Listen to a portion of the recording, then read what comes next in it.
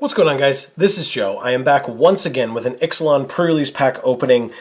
Once again, I will never stop. They are amazing. I'm just going to do them forever. Not specifically Ixalan, just pre-release packs, pre-release kits, whatever you want to call them, forever. That's just what you're going to see. We obviously have other sealed product that we do and will open on the channel. We've got some cool stuff coming out before the end of the year, but for now, we're in Ixalan, so we're opening Ixalan stuff. We got another black D20. Can we talk about this for a second? You see this black D20? So, fine, right? Great. Black D20s, whatever. Except for the fact that we've done 3 of these in the last 3 weeks, and we've gotten all black D20s. Do you see this? This is ridiculous. I don't even, whatever. If black is your favorite color, or do you think that's the best looking D20 out of all of them, then great. I'm sure you'd be super happy, but I'm not. Okay, so speaking of the color black, our promo card is a Revel in Riches. I don't think that we are going to make this one work even in sealed, which, again, may be the best chance besides constructed. Like, in terms of limited, it's probably easier to do it here. I don't know. I guess in draft, you're picking up cards that can do it for you, but regardless, the foiling pattern's cool. The bottom half, kind of the dark blue background, doesn't really do it, but regardless, we're going to leave that stuff off to the side. We've got 6 packs, as always, to open, and let's see what we get out of our first pack, the Vampire Conquistador pack. So in this first pack, we have... okay. Jesus. All right. We start with a Sure Strike, Queen's Commission, Blightkeeper, One with the Wind, Crash the Ramparts. We have an Ancient Brontodon, Tishana's Wayfinder, Prying Blade, Headstrong Brute, Kinjali's Caller, a Kumena's Speaker is the first uncommon, Inspiring Cleric is the second, and River Sneak is the third. Our rare or mythic is a Star of Extinction. It's a mythic. It's actually one we personally don't have yet on the channel, which is pretty sweet. I don't know about the playability of the card. It basically kills each creature, but since they've replaced regeneration with indestructible, that feels real bad if your opponent has a way to make one of their creatures indestructible and you just deal 20 damage to everything else, and you destroy 1 land with it, which also feels super underpowered, but you're also dealing 20 to each creature and each planeswalker, which is not really relevant and limited. But anyway, it's a mythic, Star of Extinction. Behind it, we have a Swamp and a Treasure Token. On to the next pack. At least we're starting with a mythic. We start off well, and then I drop the packs, but we have a Vraska pack next. Let's see what she has in store for us. We have a Queen's Agent, Brazen Buccaneers, Looming Altasaur, Queen's Bay Soldier, a Shaper Apprentice, New Horizons, Unfriendly Fire, Dive Down, Grazing Whiptail, come on, there we go, Demystify, Field of Ruin is the first uncommon, Merfolk Branchwalker is the second, and Odapek Huntmaster is the third, and the second rare or mythic in the kit is a Verdant Sun's Avatar.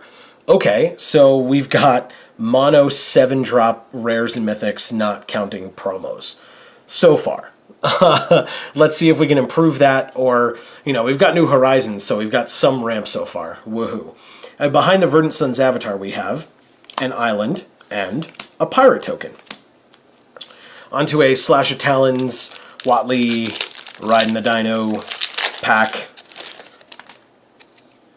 We have, speaking of dinos, a Looming Altasaur, another Queen's Bay Soldier, a Fire Shrine Keeper, a Pterodon Knight, Depths of Desire, a Deep Root Warrior, Duress, Unfriendly Fire again, that's nice to get 2 of those, a Ritual of Rejuvenation, Cancel, Makeshift Munitions is our first uncommon, Marauding Looter is the second, and it's a gold one, and with a sweet piece of removal, we have Walk the Plank. And our rare or mythic in this pack is an Entrancing Melody. I actually like this card quite a bit.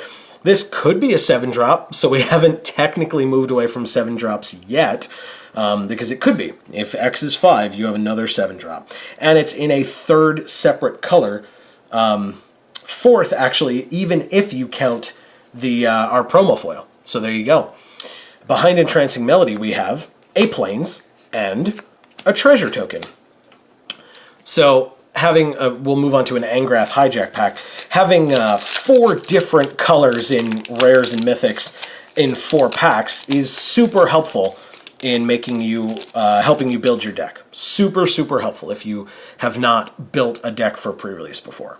Here's a Queen's Bay Soldier, Rummaging Goblin, Bishop Soldier, March of the Drowned, Opt, great card, Ixali's Diviner, Gilded Sentinel, a Thrash of Raptors, Crushing Canopy, Skymarch Bloodletter, Stormfleet Aerialist is the first uncommon, Wanted Scoundrels is the second, and a good old Tempest Caller. We've gotten some sweet blue, is the third, and our rare or mythic is...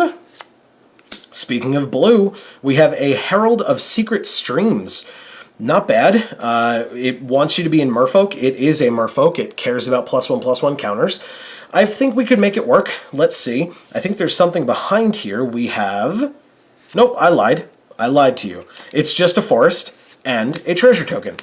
But it means that it's our first duplicate rare or mythic. We move on to a... or duplicate rare or mythic in terms of color, not in terms of the same card. But now we have 2 blue, and I just said we got some sweet blue uncommons as well. Let's see how this pack works out for us.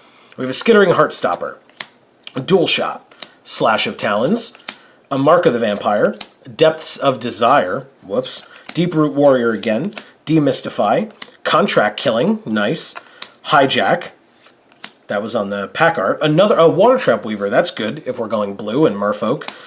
Raider's Wake is our first uncommon, Sleek Schooner is the second, and Imperial Aerosaur is the third. I love the art on this guy. I think it's a great card. It just looks so cool. And our rare or mythic in this pack is a Goring Ceratops. Really? Another 7-drop. In a... That's 3 different 7-drops in 3 out of the 5 colors. That's crazy. Again, if you cheat and count Entrancing Melody, it's 4 different possible 7-drops in 4 different colors. That's ridiculous. Anyway, here's a Goring Ceratops. Beautiful art. I don't know that it gets there in terms of in this deck and or just mana cost-wise, whatever. Behind Goring Ceratops, a Mountain and a Plant Token. We have 1 pack left in this nonsense kit. Why did I agree to do deck builds of these? This is going to be awful. Okay. I guess that's why I do it, right? So you guys don't have to. We have a Frenzied Raptor, a Slash of Talons, a Siren Lookout, a Jade Guardian, an Anointed Deacon, Stormfleet Pyromancer, Siren's Ruse, Jungle Delver, Raptor Companion, Wild Growth Walker. If we have enough... Exploring Merfolk, this card's going to be fantastic for us.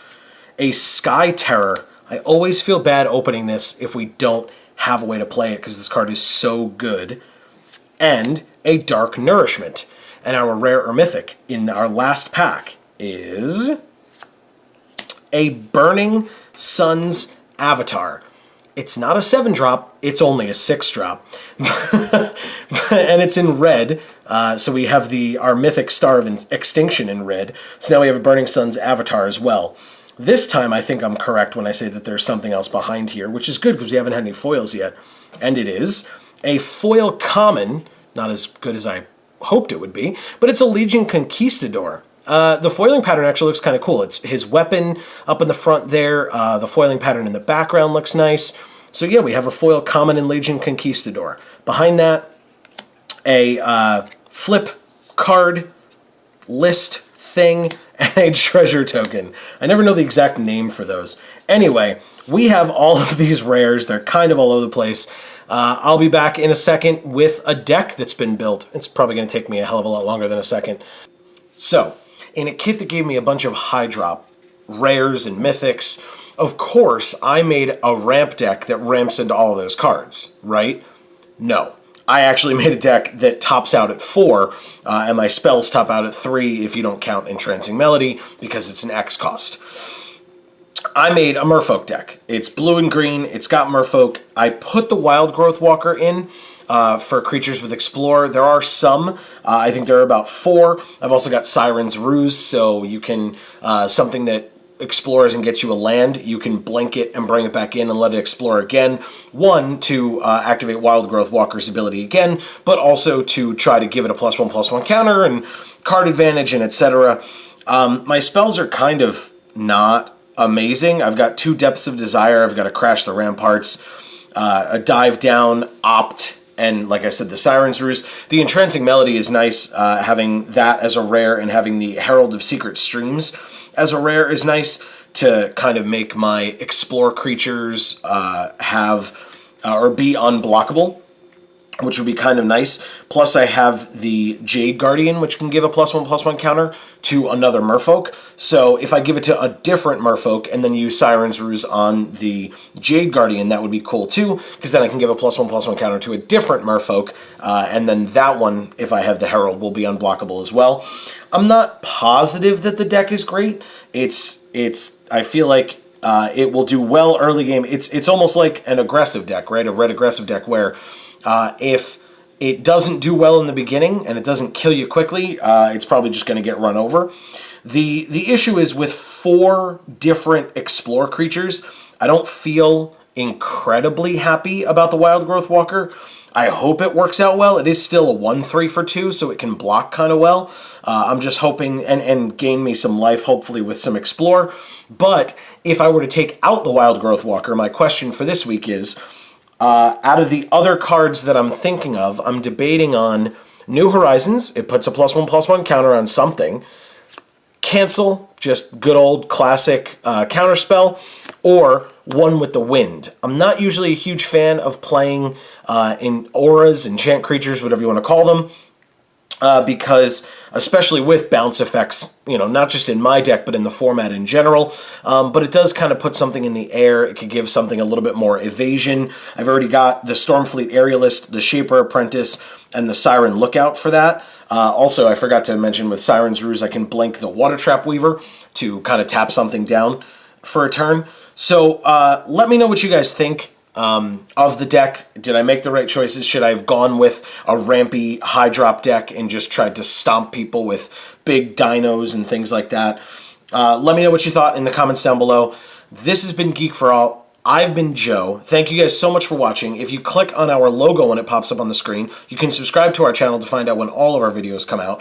We have openings like this and other sealed product, I promise, every Monday. We have story reviews every Thursday with myself and my fiance Amy, and I do a draft, a Magic Online draft that I post every Saturday.